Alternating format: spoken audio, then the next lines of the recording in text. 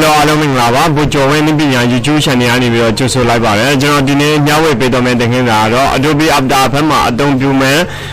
LoopFlow Blacking, John Yabe people. Did the Hina, Zading, General YouTube channel, subscribe, and subscribe in low top people down so what. Get us an original LoopFlow Blacking, but David over, no? The Hina. Sabido, Shembiadom. LoopFlow Paga, Benearema, don't do the Daiga, Jibapon, for no, I Jibapon, do Adimas, and a Shimbon and Low Darabo. Doesn't Julie is when I done the Shin Lupo, no Julie, Elimio, a Shimbon and Low Darabo. Down the Jabos and Ledra, Pondeo, Pon Shimpion, Low Darabo, no, the Mazane, the Wire, Amelia, Loshan, Pungano. The Bomazan lady a pay a megani with over, not to do at that way upon the no lady, me down, other lady, do the mego that she pion load that blacking people. Get us in the crew general running with all the blacking go, the down mopona, down man lingo, legend general, the comment the LoopFlow blacking or don't do any go Maria, Generosima coming anywhere down Naiva, Genoa, the Pope Mapona, Genoa, Langley, the Chape Mapipar, no? That does when our crew, the blacking or in downtown Chitavana, I downtown the blacking or likely to extra here and a Pilide. Pilide Kajara di Mapona, LoopFlow Bashe, so we are AEX, AEX, no? Install at the Adima. You are installed only by the Kari Tibetara after a best profile, black in Tema.tiam, black in Tema.tiam, so that you know the little Kulumo. Can you like that? Can you like Adima Matagi? No, likely to open up like that, see program tail winner. See program tail winner, program files tail winner. Now Adobe will tail winner after that. Sisi na thamne sene jano adong pyu da so na thamne sene the win support file sale the win da pi ma plugin sale the win da atin ma di neya ma bono right click ထောက်ပြီးတော့ paste ချလိုက်လို့ရှိရင်ဒါဆိုရင်ဒီ LoopFlow plugin ကိုအသုံးပြုဖို့အတွက်ကိုကျွန်တော်တို့ AEX file လေး plugin ဖို့เนาะ AEX နော် AEX file လေးဝင်သွားပြီเนาะ LoopFlow ဖို့ AEX file လေးဝင်သွားဒါဆိုရင်ဒါကပြီးသွားပြီပေါ့နော်ဒါ install လုပ်ပြီးတော့ရေဆိုတော့ကျွန်တော်တို့ကဒီအသုံးပြုမှာပေါ့နော်အသုံးပြုဖို့အတွက်ကိုဒီနေရာမှာ right click ထောက် open နဲ့ဖွင့်လို့ရတယ်ဒါက Adobe After Effects ကအနည်းအမြန်ပေါ်မှာမူတည်ပြီးတော့ပေါ့နော်အဲ့ဒါ set နှင်းတယ်ဆိုရင် After Effects ဖွင့်တာနှင်းတယ် set မြန်တယ် set အားကောင်းတယ်ပေါ့နော်အဲဒီ Adobe After Effects မှာပေါ့နော်ကိုကအသုံးပြုမယ်ဆိုရင် RAM မြင့်လေကောင်းလေ graphic card မြင့်လေကောင်းလေနောက် CPU မြင့်လေပိုကောင်းလေဖြစ်ပါတယ်နော်အဲ့မှာအသုံးပြုဖို့အတွက်ကျွန်တော်ကပုံလေးတစ်ပုံလောက် Google ကနေပြီးတော့သွားတောင်းကြည့်အောင်နော် Google မှာဘာပုံတွေရှိမလဲပေါ့နော်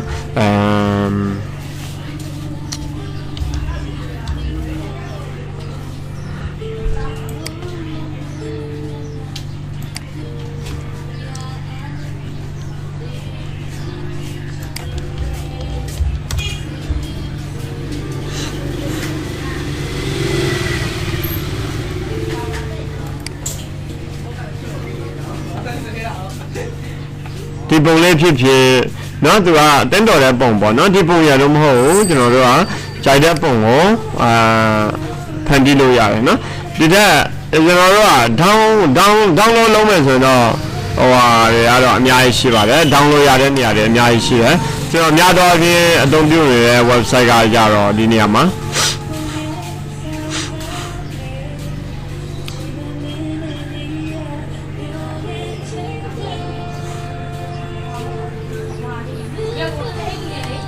ဒီကနေပြီးတော့လေ download ရတယ် pizza bay ပေါ့နော် pizza bay website ကလည်း download ရတယ်အဲ့မှာကြတော့ကျွန်တော်ဘာ down မလဲဆိုတော့waterfall ပေါ့နော် waterfall ဒီတကုံပုံလေးတစ်ပုံလောက်ထောင်းမယ်ပေါ့နော်ဒီပုံကို down ရကောင်းမလဲဆိုတော့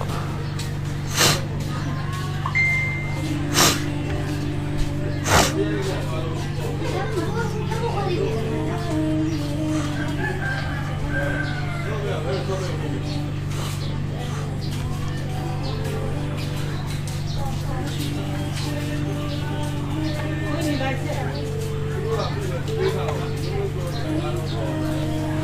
နာကပေါ့နော်တင်းတော်တဲ့ပုံလေးတစ်ပုံလောက်ကိုကျွန်တော်တောင်းပြပါမယ်ဒီပုံလေးဆိုပါစို့နော်ဒီပုံလေးဖြစ်တဲ့ဒေါင်းလိုက်မယ်ပုံ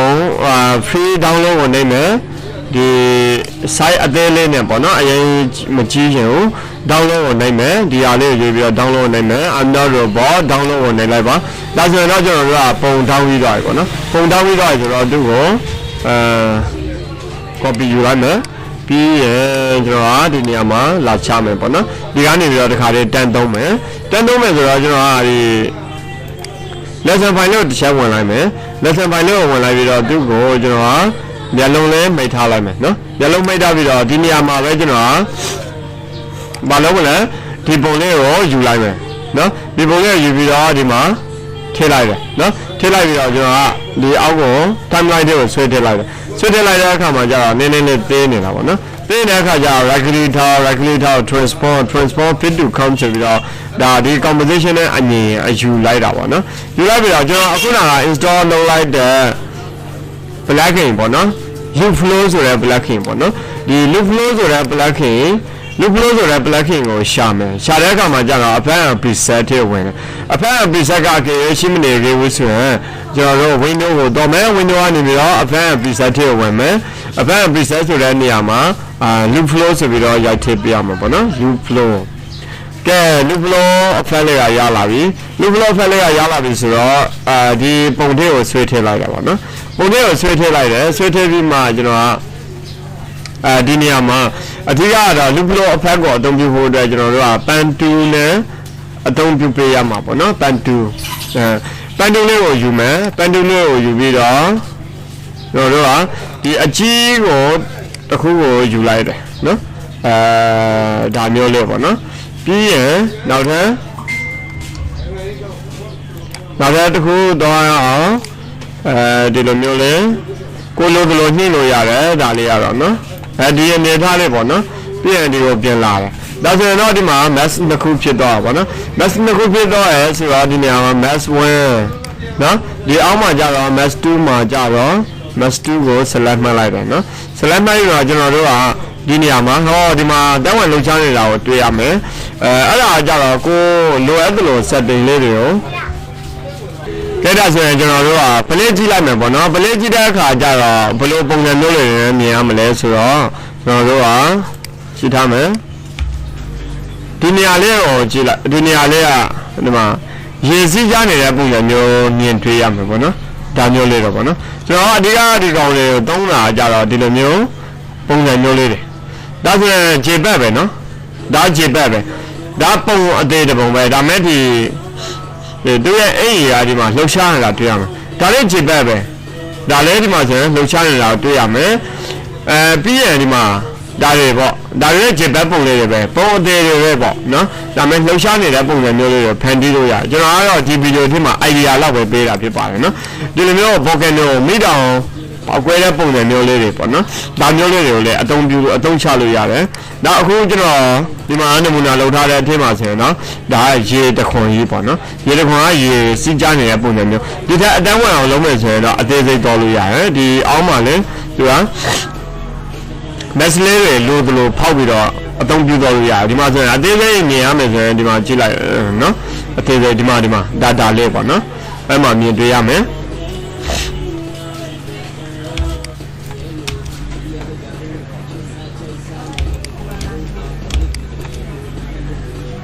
ဒါမျိုးလေးတွေလောက်တာပေါ့နော်ဒီလိုမျိုးလောက်ဖို့အတွက်ရေစီးကြနေတဲ့ပုံစံမျိုးလောက်ဖို့အတွက်ကဒီ LoopFlow အဖက်ကိုသုံးပြီးတော့အလုပ်လုပ်တာဖြစ်ပါတယ်နော်ဒီ LoopFlow အဖက်က Adobe After Effects အသုံးပြုပြီးဆိုတာနဲ့မတိမဖြစ်တည်ထားမယ်အဖက်တစ်ခုမသုံးမဖြစ်သုံးရမယ်အဖက်တစ်ခုဖြစ်တယ်နော်အဲ့ဒီ LoopFlow ကအရန်ကိုလည်းအသုံးဝင်တာပေါ့နော်အရန်ကိုလည်းသုံးလို့ကောင်းတဲ့အဖက်တစ်ခုဖြစ်တယ်ဒါအသုံးပြထားတာတွေကတော့ဒီမှာနမူနာလေးတွေဒီမှာလိုက်ကြည့်လို့ရတယ်ကျွန်တော်အခုနပြသလိုမျိုးဒီမှာမိတောင် နေပြီးတော့မိခိုးတွေထွက်တယ်ဒီမှာ short ရည်တွေစီးကြနေတယ်တစ်ပင်အမြင့်လေးတွေကအသက်ရှင်နေတယ်ဒီမှာကြောင်အမိလေးရလဲအဲ့ဒါလေးကိုဒီပုံစံလေးတစ်ခုလုပ်ပြမယ်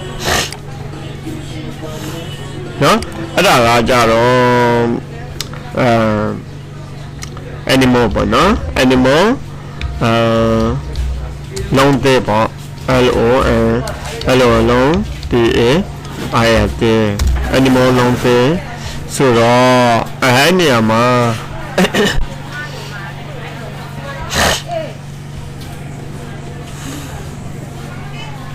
သူနဲ့တင်တော်မဲ့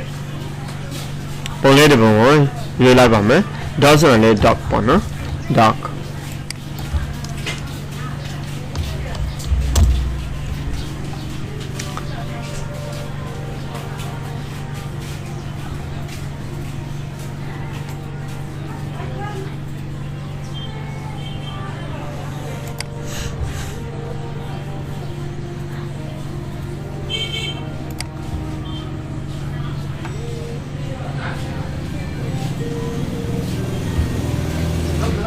ကဲဒါဆိုရင်အခုကျွန်တော်ဒီဟိုပါပေါ့နော်နောက်ထပ်မြင်လွယ်မဲ့ပုံတစ်ပုံပေါ့နော်တိတမဲ့ပုံတစ်ပုံကိုကျွန်တော်တောင်းပြပါမယ်အခုနကတော့ waterfall အနေနဲ့ကြာတော့ကျွန်တော်လုပ်ပြပြီးတော့နော်ဒါက waterfall နော်နောက်ပါရှိမလဲ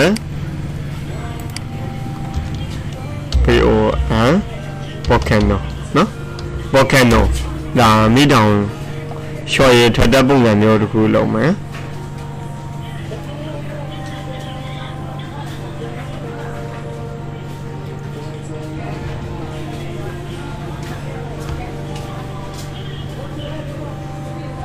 ဒါဒီပုံလေးဖြစ်ဖြစ်ပေါ့နော်ဒီပုံလေးဖြစ်ဖြစ်နမူနာလေးနဲ့လုပ်ပြပါမယ်ဒီ site လောက်ယူမယ်ဒီဘက် download နှိပ်မယ်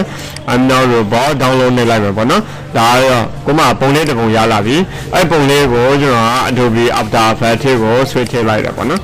ဒီကနေပြီးတော့ဒီခါလေး switch ထည့်လို့ရပါတယ်ဒီထည့်ကိုထည့်မှာပေါ့နော်ဒီထည့်ကို switch ထည့်လိုက်မယ် project panel ထည့်ကို switch ထည့်လိုက်ပါတယ် switch ထည့်ပြီးတော့ကျွန်တော်ဒီနေရာလေးမှာချလိုက်တယ်ပြီးရင်တို့ကိုဒီမှာပြင်လိုက်မယ်ပြီးရင်အောက်ကလေးကိုမျက်လုံးမိတ်ထားလိုက်မယ်မျက်လုံးမိတ်ထားပြီးတော့သူကနော် fit လုံးမှာပေါ့နော်regularly transform fit to come နော်ပြီးရင်ဒီကောင်လေးကို fit လုံးလိုက်မယ်နော်တကယ်ဒါဆိုရင်ဒီမိခိုးလေးတွေက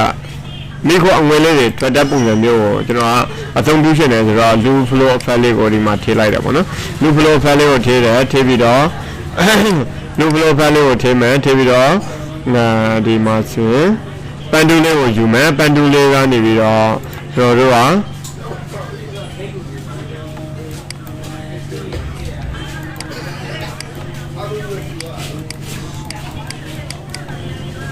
ပြီးရင်နောက်သူ့ကို select ပြန်မှတ်တယ် select ပြန်မှတ်ပြီးတော့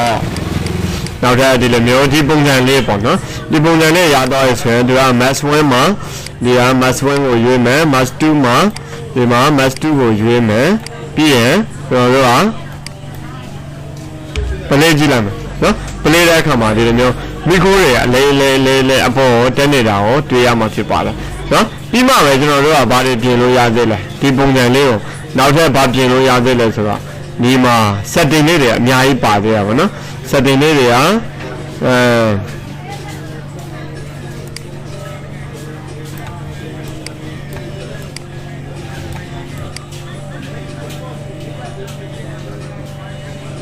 ပုံစံလေးတွေပေါ့နော်ပုံစံလေးတွေရောဒီမှာပြောင်းလို့ရသေးဟမ်ပြီးရင်ဟောနောက်ထပ်ပါရှိတဲ့ alpha မှာဆိုပုံစံလေးတွေချိန်မယ်ကိုစိတ်ကြိုက်ပုံစံမျိုးလေးတွေပြန်ပြင်မယ်ပြန်ပြင်လို့ရတယ်ဒီမှာဆိုရင်လည်း setting လေးတွေကအများကြီးကျန်သေးတယ်ပေါ့နော်ဒီထက်မှာ alpha နောက်ဒီမှာ alpha long RAM ရှိတယ်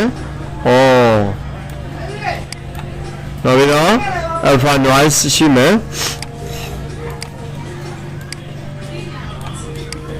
ဒါတော့ကိုယ့်အကိုလှတယ်လို့ကစားကြည့်ရမှာပေါ့နော်ဒါအဆင်ပြေတဲ့အနေထားလေးတွေပေါ့နော်ဒါဆိုရင်ဒီမှာပလဲကြည့်လိုက်နော်ဒီမှာပုံစံလေးတွေပေါ့နော်ဒီမှာ မိခိုးဝင်လေးတွေထွက်တဲ့ပုံစံမျိုးတွေရောမြင်တွေ့ရမှာဖြစ်ပါတယ်ဟောဒီမှာနော်ကဲနောက်ထပ်တော့ဗာတွေလုပ်လို့ရသေးလဲနောက်ထပ်ဒီနေရာမှာပဲကျွန်တော်တို့ကဒီဘက်ကဟာလေးတွေကိုလိုက်ပြင်မယ်ဆိုရင်ပြင်လို့ရတယ်အဲ့ဒါကြတော့ကျွန်တော်တို့ကဒီ LoopFlow ဘက်ကို right click ထောက် copy right click ထောက် paste ရှာမှာပေါ့နော် right click ထောက် paste ရှာနော် control V sorry အဲ့လိုမျိုးဆိုရင်တကယ်လို့ဒီလိုမျိုးမရဘူးဆိုရင် control C control V နော်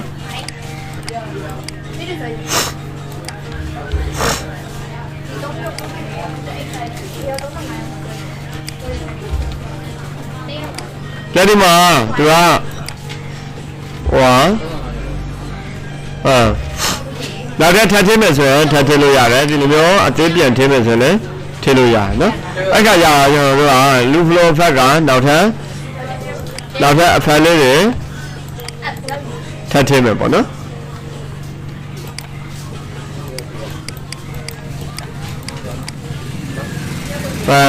ဒီနေထားရပြီဆိုရင်နောက်ထပ်တစ်ခေါက်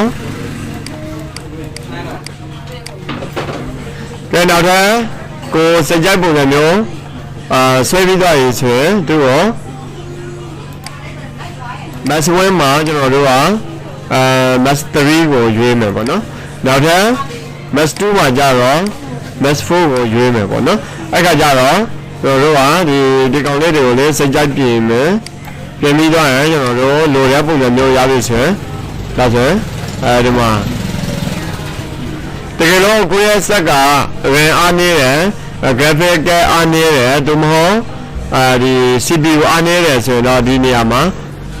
full အစားကျွန်တော်တို့ဗာသုံးမယ်ဆိုတော့ half ကိုသုံးလို့ရတယ်ပြီးရင်သူ့ကိုဒါအနည်းကလေးပေါ့နော်အနည်းကလေးမြင်အောင်ပေါ့နော်ဒါဒီမှာပုံစံမျိုးရနောက်ထပ်ဒီမှာမီခိုငွေလေးတွေထွက်နေတဲ့ပုံစံမျိုးဒါကတော့ LoopFlow effect ကိုနမူနာလေးသုံးကြတာဖြစ်ပါတယ်သင်နဲ့လုပ်လို့ရတဲ့ပုံစံမျိုးလေးတွေကကြတော့ဒီနေရာမှာYouTube မှာဝင်ကြည့်မယ်ဆိုရင်လည်းအများကြီးရှိပါတယ်ပုံစံမျိုးလေးတွေပေါ့နော်ဒါလေးတွေပေါ့နော်ဒီကောင်လေးတွေလည်းအဲ့တိုင်းပဲဒီမှာဆိုရင်ပုံစံမျိုးလေးတွေပေါ့နော်ဒါမျိုးလေးတွေကိုကျွန်တော်တို့ကဒီ LoopFlow ဖက်နဲ့ After ဖက်မှာဖန်တီးထားရတာဖြစ်ပါတယ်ဒါတော့ဆိုရင်တော့ဒါ LoopFlow ဖက်နဲ့ပတ်သက်ပြီးတော့ပေါ့နော်အသုံးပြုလို့တယ်ဆိုရင်တော့ကျွန်တော်ရဲ့ video description အောက်မှာcomment လာပေးနိုင်ပါတယ်ကျွန်တော်ဒီ link ကို